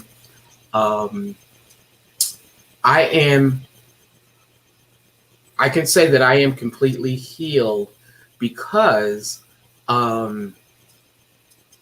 when I wrote my first book, which is in 2011, because God had said to me, it's time for you to share your story. It's time for you to help and heal others. And I wrestled with God. And I told him that, I didn't want to talk about it. I didn't want to share with anyone because it was my story. And he said, nothing is yours. It's all mine. And you're always giving me praises. You're always thanking me, and you're thanking me to people, but they need to know why you're thanking me. Barbara, let me ask you a question. I know your father's still alive. I know your mother is deceased. Yes. Did you ever try to go legally at anybody that sexually assaulted you when you were young, or this is just like it was what it was, but the healing process started to commence. And this is where you are right now in your life. It's just about enlightening others on what happened. So you never tried to take any legal aspect in regards to this? I was, even with my mother still being alive, um, I didn't want to see any harm come to her. So No, to no, yeah, you answered my question. Thank you. I mean, Kev, Unc, if you ever want to chime in on any part of this conversation, I just it's so disheartening to hear how children of today out there and everybody out there, please pay attention to this. Look for the warning signs of your child being touched by someone in your family, because I think a lot of times, and maybe enlighten us on this, and Kev, you can too from a legal standpoint, if you got statistics on this, because I was supposed to go to what was it, the victims, special victims unit, and I heard it was just a real traumatic unit to deal with seeing people being child molesters and things of that. So please, everybody out there, look for the warning signs of what your children are expressing to you. Uh, the legal aspect of this is so crazy. What like I mean, Unc, Kev, sometimes I just get so caught up in what I'm thinking in is uh just give me some insight, Unc, on this, and Kev, you can just chime in too, please. can I just say something real quick? Oh, absolutely. It's your show. Go ahead, Barbara. When you mention about parents looking out, notice the signs, the different changes in your kids, um, but if it's the parent that's doing it, someone else needs to notice the difference when they're outside of the house. It was my parent, it was my mother, even my father should have noticed a change. Um, my father should have noticed that when it was time for me to go home, I didn't want to go home. Um, and they should have been listening to what I kept. One of the things that I kept saying was, I did not like my mother's boyfriend. I literally kept saying that. I don't like him. I don't like him. I don't like how I don't like how he looks at me. That right there, to me, is sign enough. But no one was listening. No one was listening. I did have one uncle. He's passed on. He never liked him. I don't know if my uncle knew, and he was my mother's oldest brother. I don't know if he knew what was going on, but for some reason, he never liked him. And every time he saw him, he would beat him up. And when he would beat him up, I would be standing back saying, "Kill him, kill him." Um, of course, he didn't, but Bust his ass. yeah, Exactly. but and he would always tell him, "Every time I see you, I'm going to jump on you." And so when it's the parent and you see the signs, you know what the problem is. My mother knew what the problem was. Um, but even when I'm visiting my father, and I think my stepmother may have known, but she didn't really put herself in it because she knew that my mother didn't like her. But she did tell me, if anytime you want to talk to me, I'll listen. Not that she would have done anything because she knew my mother. Well, she knew my mother's side of the family didn't like her. Right. But just basically letting me know that I'm here if you need someone to talk to. Wow. So it makes it hard when you say for them to watch the changes when they're causing the problem. Absolutely. Kevin, anyone, any of you want to chime in? Well, I want to say what Barbara is saying and doing today is so appropriate for the times that we're living in today and the things that people are going through today. And it's true. Who protects you from your protectors? when there's no place to go and there's hopelessness with young people, who is protecting them? And everybody need to watch. Everybody need to listen, and everybody need to say something. You know, they're saying now, if you see something, say something, right? That's appropriate. We should say something or do something. Mind other people's business. You know, how often do we say, I don't want to get in somebody else's business? Get in their business, because that may save a child, that may save a life, you know. So let's protect our children from our protectors. We know who they are and we know what they do. You know, there are certain times we hang out with certain people. We know who they are. We know what they do, and they don't even say it, but we know, right? We should not, you know, I have to say this. I have a nephew that didn't take care of his son, and I don't allow him in my home. Right. You know, and Bill, you know this. You know, when you can't take care of your responsibility, and especially vulnerable children, right? I don't need to associate with you, and we need to break away from people that are not taking care of their responsibility. Not that we are the police for that, but our personal feelings about how do we treat people and how do we look at people. I don't ever want to associate with people that don't first take care of their family. Disconnect. Family. They can't mean anything good for me.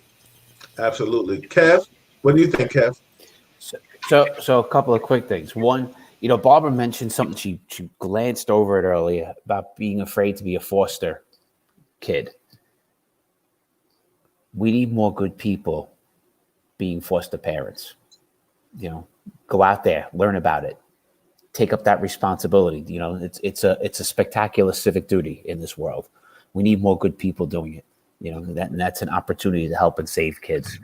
I'm sitting here reading a quick stat to just give numbers are very difficult. We have a team trying to research what are the numbers of girls and boys who are being sex trafficked in this country, and it's very hard to figure out. But I'm going to give you some stats. According to the National Center for Missing and Exploited Children, we'll go with 2019. About 30,000 cases reported to them. So that's reported, which means then there's far more, because majority of cases, majority are probably reported, but there's still far more. 1 in 6 are victims of trafficking, right? And that's what became the passion for my organization, for myself, and we're going to ask Barbara a little bit later about her passion now and how she's helping people. But runaway kids, you know, they so many of them faced it on both ends. They're running away from being abused into being abused, and you know, where the hell do they go? Where do they go? What's out there for them? 1 in 6 runaways are victims of sex trafficking, of being abused. It's a horrible, horrible stat. If you think about the amount of runaways that are frequent flyers, it's almost inevitable they're going to be out there and caught in that. So. Yeah, definitely appreciate that. I just want to shout out to everybody that's watching. This is Real Talk Chronicles. We're with Barbara Jean Wilson, a victim of sex trafficking, child abuse, and prostitution, excessive alcohol. I have Kevin Branzetti, my co-host, with me every Wednesday. And I have my uncle in the building. You know, I love him, and he is my mentor, my guru, and he is an advocate, and he's worked extensively in this field of domestic violence and child abuse and all these things. I just tell everybody else, if you like what you're hearing, this is Real Talk Chronicles, share it. I'm your host, Bill Forster, with my lovely wife, Malika Forster, in the building. Melissa, my little sister, she said it's crazy, but a lot of women these days feel that they need to be in competition with their daughter and truly ignore the signs, and almost a lot ignored for their own insecurities.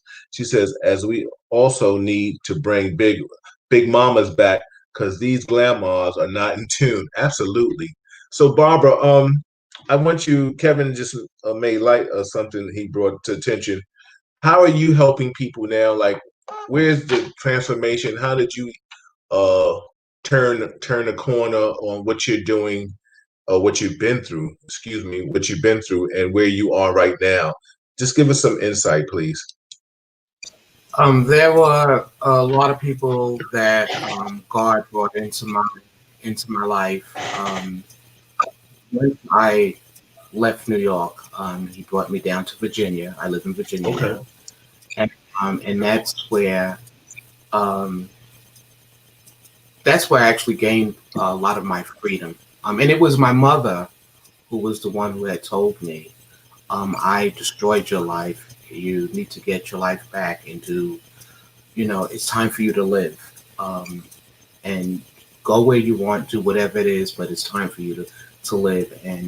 And so, with her telling me that and God preparing me to literally step out on faith, leaving New York, I came to Virginia, and God blessed me to find a wonderful church home. And I started sharing with my pastor and his wife, and then just started speaking to some of the women in the church. And a lot of them prayed with me, prayed for me, and encouraged me, and said, "You can do whatever it is that you want to do. There is so much that you can. You're very smart. You're intelligent, and you can do what you set your mind to." They were instrumental in me going back to get my GED, going back to school to get my college degree. My daughter played a big part in all of that as well. Before I could even share with anyone, I shared with her first, and she was the one who had told me, "Mommy, I wish I was born. I would have protected you." She says, "But you also need to share your story so that you can help others to begin their healing."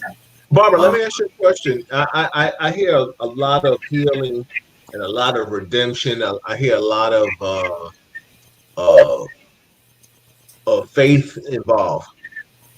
Like, thank God that you didn't take the other road and on revenge. Like, tell me, how did you ever like battle that? Like, yo, somebody go do harm to the people that hurt me, my mother, my stepfather, my father, anybody, like any of these men that you knew that like abused you. There was never any revenge factor, and I hear the Jesus in you. Don't get me wrong, I'm not disputing that, but I'm just saying, before Jesus, was it there the little demons on your shoulder? No, none at all. Um, I literally follow the word of God, and vengeance is mine, saith the Lord. Um, and for me, because I know what pain feels like, it's a pain that I don't ever want anyone else to feel. Even if you cause me pain, I don't want to cause you pain. And so there was never a time when I thought about revenge or hurting someone or getting someone else to hurt someone for me, because I don't. I appreciate that. I just want to bring my uncle and Kevin on this. Unc and Kev, what do you think about the fact that she was very uh, holier than thou, uplifting, that the fact that she didn't even go into a revenge kind of mentality. Well, like, give some insight on that.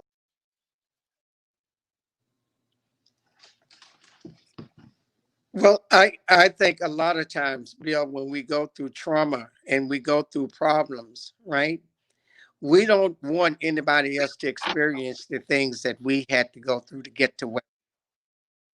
And when we believe and have a faith in God and believe in Christ and believe that we've been saved and we've been lifted up, I think the thing that we look for now is, how do we lift somebody else up?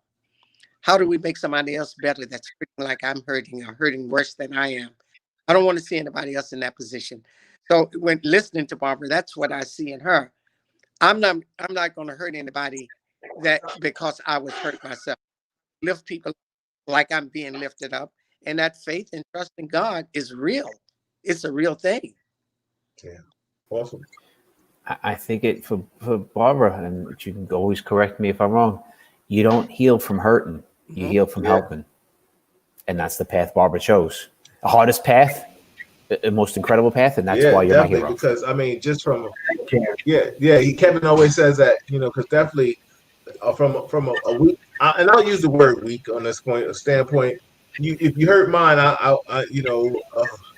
like I might see you. You know what I'm saying, Barbara? Give us some. What are you doing now?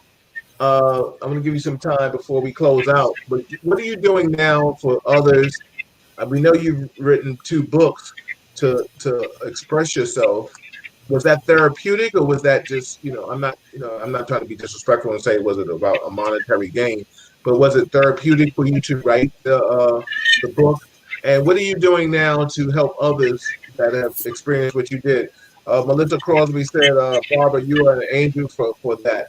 I definitely, Barbara, I commend you. I'm so glad Kevin brought you to the table. This segment of Real Talk Chronicles about sex trafficking, child abuse, drug abuse, prostitution. You've covered the gamut, and like you said, you're a living testimony right now that you're in VA, out of New York. Did you leave New York because it was something that you thought you had to get away for, or you just Virginia was a different place? I know you mentioned it earlier about going to Virginia, but was it something like you felt like New York had a bad taboo on you or vibe?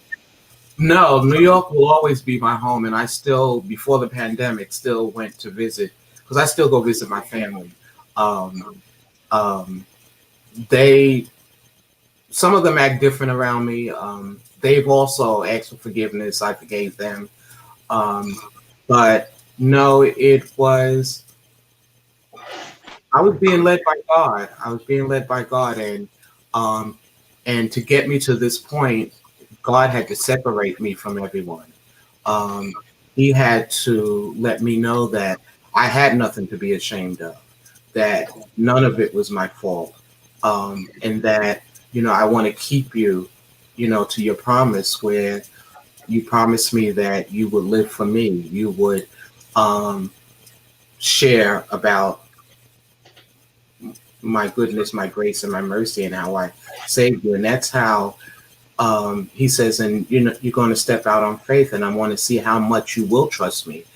So when I came from New York to Virginia, not only did I not have a job, I didn't have a place to stay, and I stayed in a hotel. Didn't know anyone, so I really had to rely on God, and that's when I really truly understood that no matter where I go, God was going to be there for me. Writing the book, the first book, it was not only being obedient to Him, but it was therapeutic because I was now putting everything on paper. I was putting it on paper as a journal, but God said, no, we're going to turn this into a book so that people can read it. That's the problem I had, was I didn't want anyone to know my story. But then I realized that how can others be healed if they don't know that someone else has gone through it and made it through? So that's where the first book, Mute But Now I Speak, came out in 2011. And my second book, I actually just finished it last month, Blessings After Going Through the Valley. That is me sharing about even when I was in the valley, prostitution, the drugs, the alcohol, God was still blessing me because God saved me. Wow. God delivered me. God made sure that I didn't end up with any diseases. God made sure that I didn't become an alcoholic. God made sure that even in all of that, He was protecting me, because I know that I should have been dead. If not from the drugs, from the alcohol, but just prostituting, because there were so many men and women who are prostitutes who turn up missing, who turn up, never being found alive. And so for me, that's the blessing in the valley. So He took me from the valley, and chapter 7 ends with Him taking me to the mountaintop. And God made it possible for me to be able to retire on March 31st of this year, so that I can fully devote my time, my life, not only to serving him, but going wherever he sends me to speak and share, to help others. That's To that's awesome. That's awesome. I commend you. I just want to ask my uncle a question on this. Shout out to everybody that's watching. This is Real Talk Chronicles. I'm your host, Bill Foster. With my co-host Kevin Branzetti, we have Barbara Jean Wilson in here talking about sex trafficking, uh, prostitution, a whole bunch of things, and how she's just changed her life around. I have my uncle in the building, Willie Walker. Melissa said, Barbara, you are an angel for that. She said, preach on, great points. Just give us some insight real quick before we let Barbara and Kev close out. Tell us how good God is, how God can be to us. You know what I'm saying? Because, we listen to Barbara say, because let me tell you something. She's always referred back to Jesus. Yes. And that's a beautiful point, because let me tell you something, Barbara. I don't know. I might be a like exploitation movie. I might have been out there on some revenge. You know what I'm saying? And I appreciate you for having that holier than thou and that halo that has covered you and the angels and God above, because that's what it's about, is healing and redemption, and I applaud you for that. But from a spiritual aspect, give us some insight on what is she, how does she transform and become a better person, please? Well, we all think and believe that we are spiritual people, right? But until we start reading and understanding what the word in the scripture says, and we believe in God, and we believe in Christ, and we believe that he died for our sins, it's a real thing. And we take that on. And as long as we take it on and we start living that way, things happen for us that doesn't normally happen. I appreciate Barbara and what she's been through and what she's done. And I would believe that she wouldn't change anything that she's done. But No. today, she's where she needs to be. And she's doing what she needs to do. And God make no mistakes. We do the things that we want to do because we step out from God. And he always bring us back if we're willing willing to look for it, willing to accept it. And he brought her back, and I'm glad that he did. I really appreciate you, lady. This is my first time meeting you, and may God keep you strong, and may he keep you in his hand. Thank Awesome. you so much. Appreciate that. Kev, tonight we're going to let Barbara have some closing words. Go ahead. Barbara, so I've been posting the link to your book on Amazon. If you have one of them, you could show it on the screen. Oh, please, Barbara, yeah, hold your books up, please. Bill and I have never publicized or pushed anybody, but go ahead, Kev. This is a must-buy book. Like you just think of the world we're in and the politics we all deal with and the police and community issues and all this stuff. You see it? And then here is yes.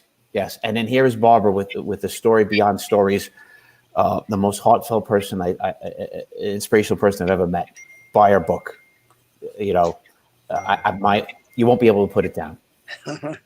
Good stuff, Barbara. Kevin has been posting where you can buy your book. So, for Barbara, I'm going to let you close out before I say goodnight. I just want to thank Willie Walker for being in the building. I want to thank, of course, Kevin Branzetti. I'm your host, Bill Forster. This is Real Talk Chronicles. My lovely wife, my co-host, Malika Forster. Like it, share it, please. This is what we do. We'll be back Monday. Everybody have a wonderful weekend. But before we leave, Barbara, tell us where people can reach you. Give us some warning signs, and maybe I don't know if my uncle or Kevin may want to pop in before we break out, but just give us some words of wisdom, some things to believe. Uncle, I might even have you end us with a prayer, but Barbara, just give us something let us know the warning signs of child abuse, drug trafficking, not drug trafficking, child sex trafficking. Um, where can people, if they want to reach out and buy your books, where can anybody, if they want to talk to you, how can they find you? Just give us some insight, and I'll let Kevin, my uncle, finish this out. Go ahead. Okay. Well, first of all, Bill, I want to answer your question as far as the gene.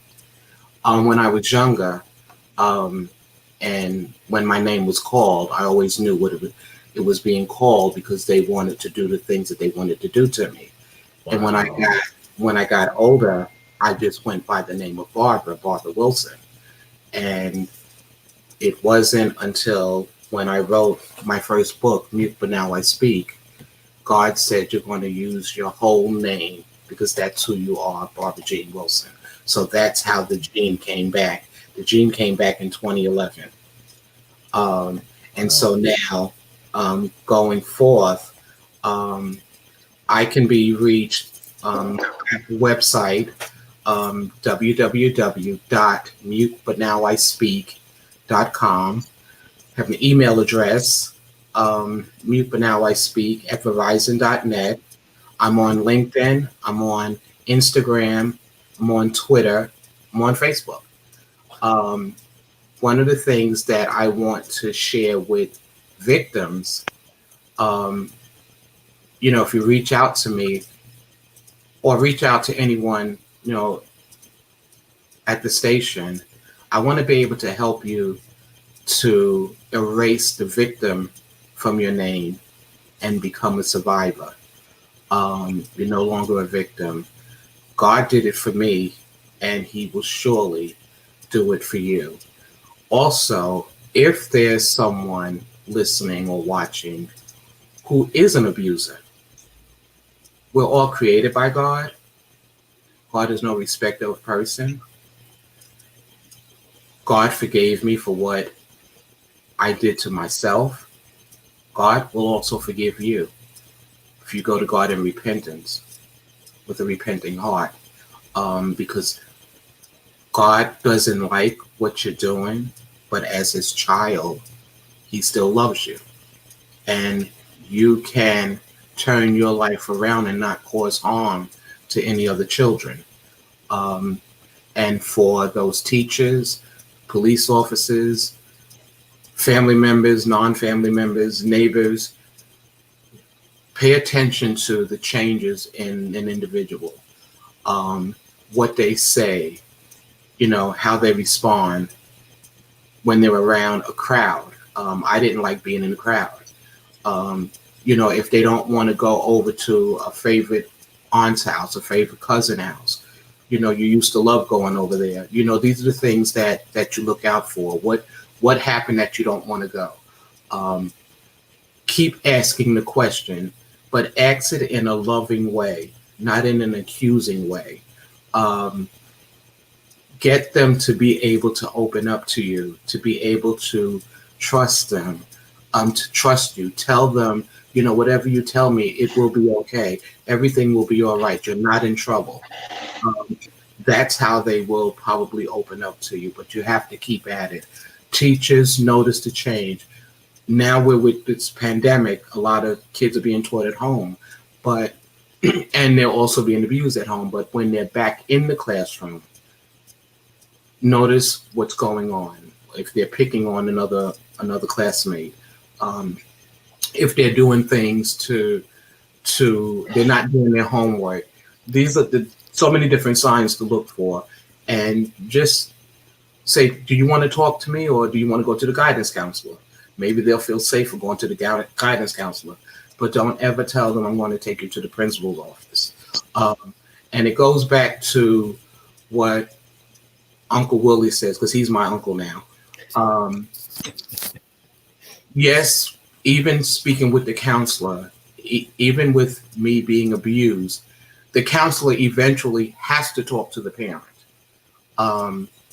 Especially, it makes it worse when it's the parent that's doing it. So it's a chance that, from the counselor's perspective, I'm going to have to tell your mother what you told me. But I also hope that the counselor is listening to the child when she says, when you tell her, please make sure she doesn't do anything to me. Because once you leave, then the abuse will happen again, because now I'm going to get more punished because, I open my mouth. So there's a lot of danger that the child is not being taken from. Wow. So those are the different things that you have to keep in mind. Thank you, Barbara. I appreciate you so much. Kev, I'll let you say some words, and then I'm going to bring it to my uncle. Maybe he'll give us a prayer, because this is definitely a night where we need a prayer to keep moving, and then I'll give my passing words. So go ahead, Kev. So one of the things we didn't really even touch on today about sex trafficking is that we see a lot of it on social media. You see things about, if you see this on your car, or there was ads about Wayfair, all BS, right? Sex trafficking happens with the way Barbara's describing it. It is mostly close to home. It's a lot of runaway kids too. Believe me, runaways, missing kids are an incredible important part of our problem, and we need to work on them. But it's most people who are trafficked and abused, it's by somebody close to them. This is not kidnapping. It's not the movie Taken. It's those things. Go ahead, Barbara. Can I just say one other thing? Sure. You touched on social media. Parents, please stop posting pictures of your kids in their bathing suits or in the bathtub on social media. Young ladies, stop posting yourself in, half dressed. Predators are out there. They're on social media. They have your name. All they have to do is click on your name, and they see who your friends are. They can also find out where you are. They can start a conversation that will draw you in, because they know everything about you because you put it out there. So they're feeding you back what you gave them, not realizing that you're giving them the information. And they'll make you so comfortable. Eventually, the next message will be, well, can we meet somewhere? Why don't we meet, at the coffee shop? And this is how another form of how they're getting taken and how they're being trafficked. So you got to be careful what you put on social media as well. Well, that's awesome. Let me say, I'm going to let you close out before me, because I'm going to say this. Everybody out there, this is Real Talk Chronicles. Like my sister Melissa said, facts. I not only wanted a prayer, but yes, it is definitely needed. Yes, definitely it is needed tonight. And that's why I will let my uncle go last and give us some kind of spiritual words of wisdom. This is Real Talk Chronicles. I'm your host, Bill Forster. I've had Barbara Jean Wilson here in the building. When I didn't, she hit me with the left hook when she told me why Jean is in the middle name, why Jean is used. And I thought it would have been something else, but now she enlightened me on why Jean is used.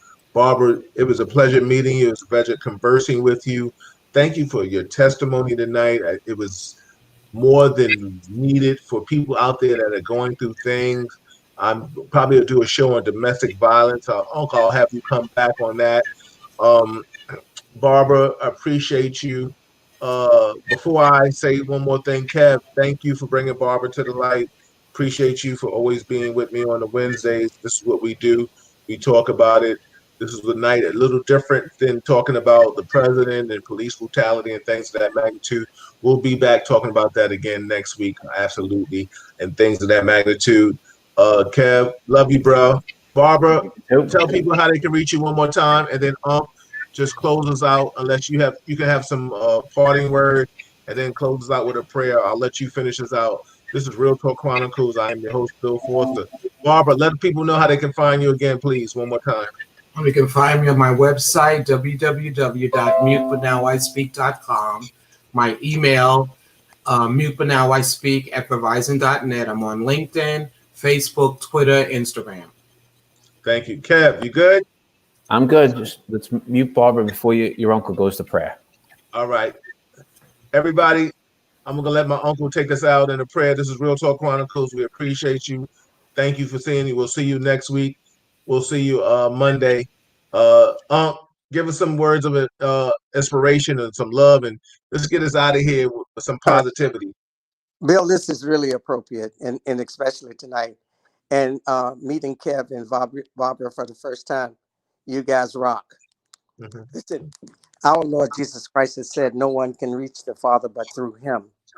We ask you, Lord Jesus, that you take us to the Father, that our prayers will be heard tonight, that you will heal us of all sickness, weakness, diseases, mental and physical, that you would touch our hearts, our soul, and our spirit, that we would be one with you, one with our God, and the things that we do will be of God. May our spirit be bright. May our every word that we say, everything that we do will be of God and will be of Jesus Christ. And we ask this in the name of our Lord and Savior Jesus. Amen. And God bless you, Bill. Stay strong. And this is really appropriate, guys. Thank you. Everybody, have a good night. This is Real Talk Chronicles. We'll see you next week. Bye, guys.